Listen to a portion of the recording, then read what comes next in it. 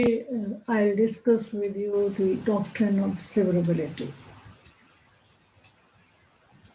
So far as the doctrine of severability is concerned, we know that this is having a Latin origin, salvatorius, which means estrange, separate, or isolate, or segregate. And as per legal dictionaries, it means that which is capable of being separated from other things to which it is joined. So it's a simple meaning of the doctrine of severability, or we can say that maintaining a complete and independent existence from that part which is not constitutional, which is invalid. The doctrine of severability permits a court to exercise the unconstitutional portion of a partially constitutional unconstitutional statute so that it may preserve the operation of any uncontested or valid remainder. When it comes to the meaning of this doctrine of severability with reference to the Constitution, then the doctrine says that if some parts of the statute are inconsistent with that of the fundamental rights, then the whole statute would not be declared to be void. But that part or that particular clause would be declared void by the court which is in contravention with or which is inconsistent with the provisions under Part 3rd of the Constitution. So, this doctrine of severability in Article 13 can be understood in two dimensions. One that is related to Article 13, Clause 1, validates all constitutional laws, as I told you, and thereby declares that all the pre-constitutional laws in force before the commencement of the Constitution, that is 26th January 1950, they shall be void if they are inconsistent with the fundamental rights. So, Article 13, Clause 1 speaks about the pre constitutional laws, and it also confers the power to interpret the provisions which have been made by the competent legislatures. And secondly, Article 13, Clause 2, that also mandates the state that it shall not make any law which takes away or which abridges the fundamental rights. Those are conferred in Part 3rd of the Indian Constitution, and any law which is in contravention of this clause, that is 13.2, to the extent of contravention shall be void. So here in Article 13.1 and 13.2, the very important words are to the extent of inconsistency or in contravention with. So when we talk about the extent of, this simply means that it can be separated. And that's why this doctrine of severability has its application to both the clauses, Article 13, Clause 1 for pre-constitutional laws and Article 13.2 for the post-constitutional laws. So far as this doctrine of severability is concerned, it is not a principle that is found in the Indian Constitution. Rather, it has been in existence in the judicial system of England for a long time. And for the first time, this doctrine of severability or a related doctrine was applied to decide the case Nordenfelt versus Maxim Nordenfelt Guns and Ammunition Company Limited. It was of 1876. And here the issue was related to a trade clause, and the dispute clause was severable, and hence only a part of it became void. And you see that in this case, it was not exactly the doctrine of severability, but there it was known as the doctrine of blue pencil, which is also similar to that doctrine of severability. Later, in the case of Champlain Refining Company versus Corporation Commission of Oakland, it was 1932. It was there that unless it is evident that the legislature would not have enacted those provisions which are within its power, independently of that which is not, the invalid part may be dropped if what is left is fully operative as a law. So it is also very important to see that if a statute which is having some of the provisions or portion as unconstitutional or invalid, if this part can be separated and rest of the statute, if it can be made operative, fully operative, or what was the intention of the legislature to enact that particular statute. So if that invalid portion can be separated and the rest of the portion can be made operative with the legislative intent, then this doctrine of separation or doctrine of severability can be applied. So this Champlin Refining Company case was like that. And in that case, the invalid portion was dropped and the rest of the portion became operative.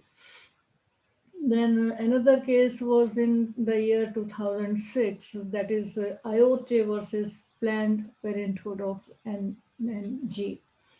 And here the court laid down three principles of severability.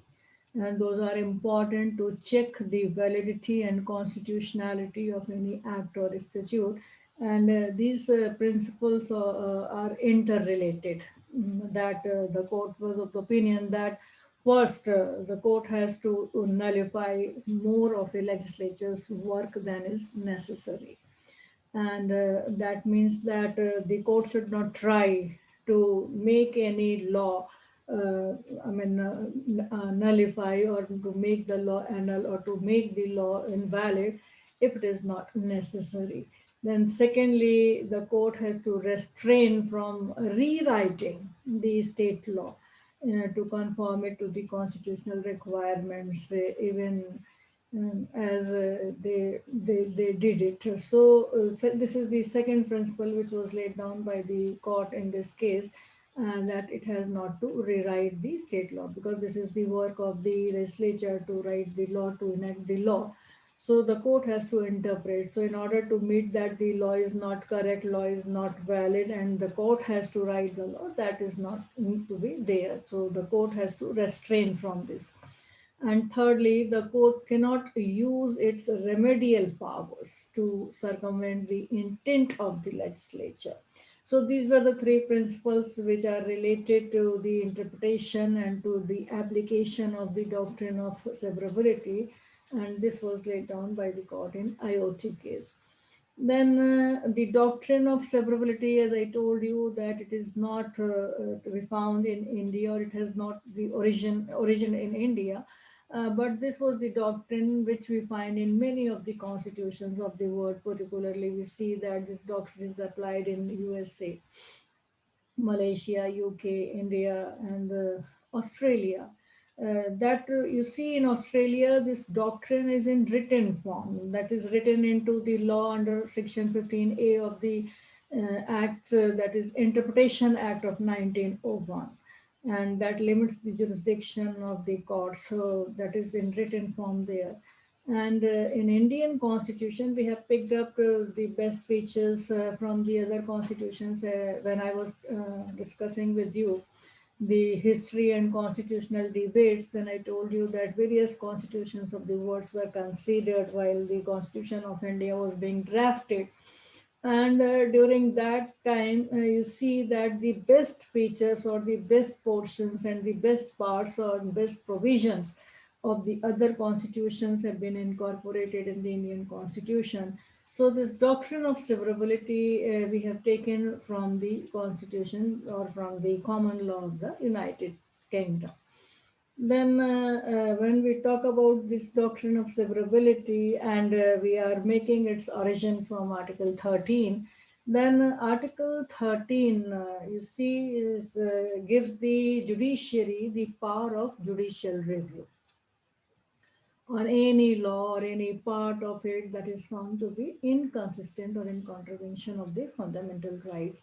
So it widens the scope for judicial review on unconstitutional parts of the law, this particular doctrine of severability, because it enables the high courts and the Supreme Courts to interpret the laws and to review the pre-constitutional laws or the existing laws. And the parliament and the state legislatures, they are also restrained from enacting the laws that may curtail the fundamental rights which are guaranteed to the citizens, to the persons of the country under the part third of the constitution.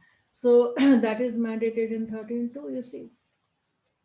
Then there are certain try to impose certain limitations on this doctrine of the severability also. By 24th Amendment of the Indian Constitution, it was of 1971, and that came out as an outcome of the decision of the Supreme Court in Golaknath case. And that is the decision which was given by the Supreme Court to undo that decision of the Supreme Court. This particular amendment was brought in 1971, wherein a new clause was inserted with Article 13, that is Clause 4, which is related to the amendment, and that says that nothing in this article shall apply to any amendment of this constitution that is made under Article 368. A similar clause was also inserted in Article 368 as an abundant caution, you see. And we see that part third of the constitution that covers fundamental rights, that was brought into the realm of the amendment procedure, and judicial intervention of those amendments was forbidden. But after this 1971 amendment, there was judgment of the Supreme Court that is known as the basic structure case, the Keshwaran Bharti case, where judicial review was held to be the basic structure. Again, then you see there are many more cases where the judicial review has been held to be the basic structure, be it L. Chandrakumar case, or it may be I.R. Koilo case, it may be Minerva Mill case. So you see that after that, after these judgments, judicial review has become the basic structure of the Constitution, and Article 13 supports that basic structure of the Constitution.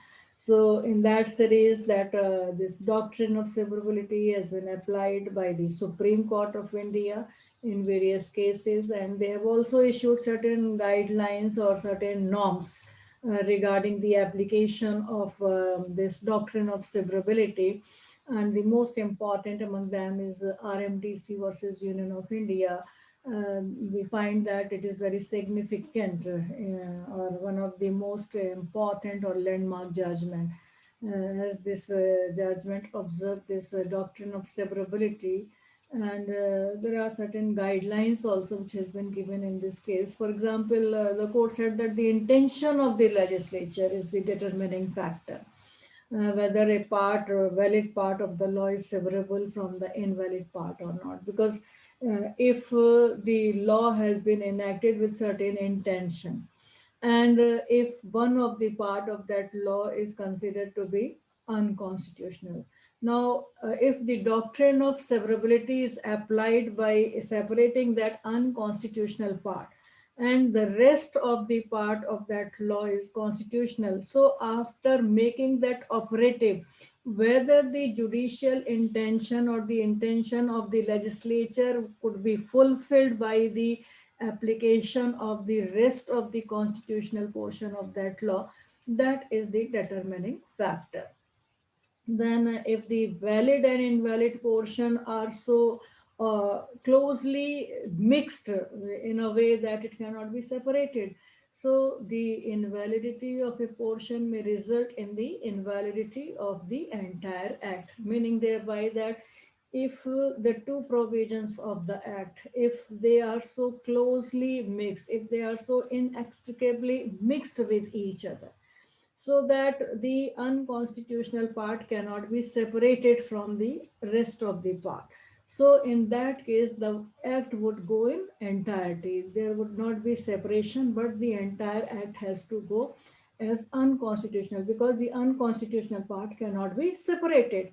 Then, if they are so distinct and separable, and after striking out the valid portion of the act, it becomes enforceable, then the courts would not be declaring the entire act as invalid or unconstitutional, but only that part which is unconstitutional, and rest of the act would be enforceable.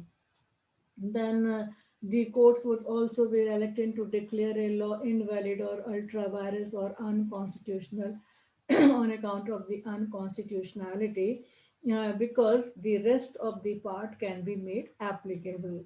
The courts would also accept an interpretation which would be in favor of the constitutionality rather than one which rendered the entire law unconstitutional. So, for the maximum, I mean, possibility, the court will try to read down, or they will take the resort to read down a law in order to save it from being declaring it unconstitutional, because while doing so it cannot change the essence of the law, it cannot change the very intention of the law and create a new law which in its opinion is more desirable, because the court's function is just to interpret, the function of the legislature is to enact the law. So if the court thinks that the law is unconstitutional, and by writing into something it can be made constitutional, the court would not do like that, because that is not open for. Though we are witnessing that through judicial activism, there are many directions which have been given by the court in the shape of the judicial legislation even. But that is only when there is no law. The law is not in existence. The court orders, like Vishakha case, you can take the example of that. So, if it is considered to be an unconstitutional, the court would not enter into to make any changes or to create a new law in the existing law. It can only order as to what has to be done. Then, considering all this, the acid test, or we can say the touchstone of deciding the doctrine of severability, that it was applied in any of the judgment or not, that is to safeguard the fundamental rights of the person or the citizens concerned, as the case may be. Then, besides this RMDC case, there are other cases also before RMDC. The doctrine of severability has been applied by the court, and particularly in A.K. Gopalan versus State of Madras, it was 1950 case. It is related to the detention case, and the petitioner, he was a communist leader, and he was detained under the Preventive Detention Act of 1950, and he challenged the preventive detention made on the ground that that was an infringement or violative of his fundamental rights under Article 19 and 21 of the Constitution. So basically, Section 14 of the Preventive Detention Act, relating to the non-enclosure of the disclosure of the grounds of attention, that was related to that. So the court has gone through the provision and has come out with the application of this doctrine of severability, considering that Section 14 of the Preventive Detention Act as unconstitutional. So rest of the part of this act was constitutional, and that's why the doctrine of severability was applied, and only Section 14 was severed from the other sections of the Preventive Detention Act, and the rest act remained constitutionally valid. Then in State of Bombay versus FN Valsara case, the unconstitutional portions of the Bombay Prohibition Act were declared void by the Supreme Court as invalid. Provision was separable from the rest of the act. So rest of the Bombay Prohibition Act was declared constitutional, and only the provisions which were challenged were held to be unconstitutional. Then it was in Minerva Mills case versus Union of India. The court struck down some of the sections of 42nd Amendment Act of 1976, which were against the amendment power of the Parliament under 368 of the Constitution. So the court held that this is violative and ultra vires. And then in Kyoto Holohon case, that is also, it was of 1992, and here you see that this case is also known as the defection case, and 52nd Amendment to the Constitution of 1985. So there was one paragraph known as para number 7 of the 10th schedule of the Indian Constitution that was related to the bar of the judicial review that has been barred, the courts have been barred to decide upon. And this was challenged, that was considered by the court, and finally the court declared this para 7 of the 10th schedule of Indian Constitution as unconstitutional, because it was taking away the power of judicial review. Then in D.S. Nakara versus Union of India, the doctrine of severability was used in this case as well, and the whole statute was left valid, and only the disputed provision, which were proved to be inconsistent with the fundamental rights, were removed from the Act. Then John Vallumattom case of 2003, that was also related to the Indian Succession Act, wherein the rules relating to the successions were violative of the equality right, and Article 14 of the Constitution were declared to be unconstitutional. And then Maharashtra, state of Maharashtra versus Indian Hotel and Restaurant Association 2013 judgment, this doctrine of severability was applied by the Supreme Court. And this particular case of Indian Hotel and Restaurant Association, that was again came for discussion before the Supreme Court in 2019. The judgment was given by the Supreme Court, Indian Hotel and Restaurant Association versus State of Maharashtra. It's wherein latest judgment on this application of the doctrine of severability.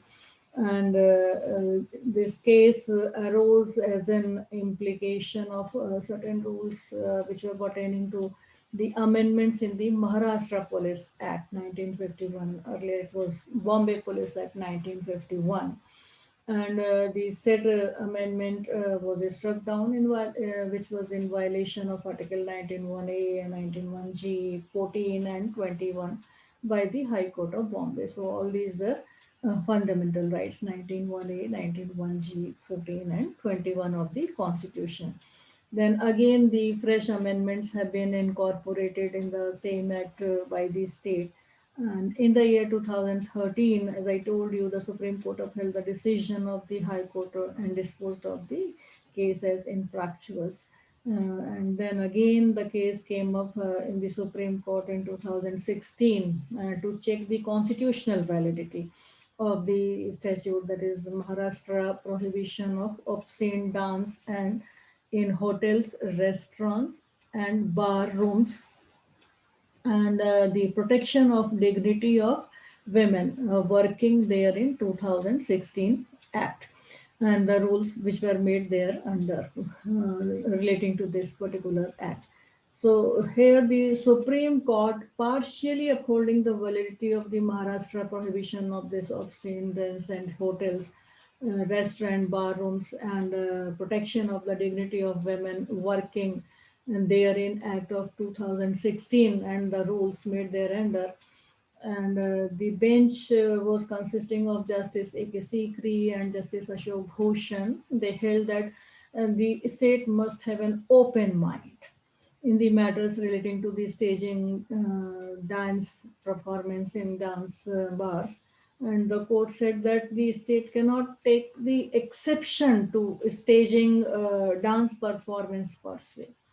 And it appears from the history of legislative amendments made from time to time that the respondents have somehow developed the notion that such performances in the dance bars do not have moralistic basis, because the laws which were inserted after the amendment, the provisions which were inserted after the amendment were relating to this 3-star hotels and 5-star hotels, where this performance could go on, where this performance would not be their dance performance particularly.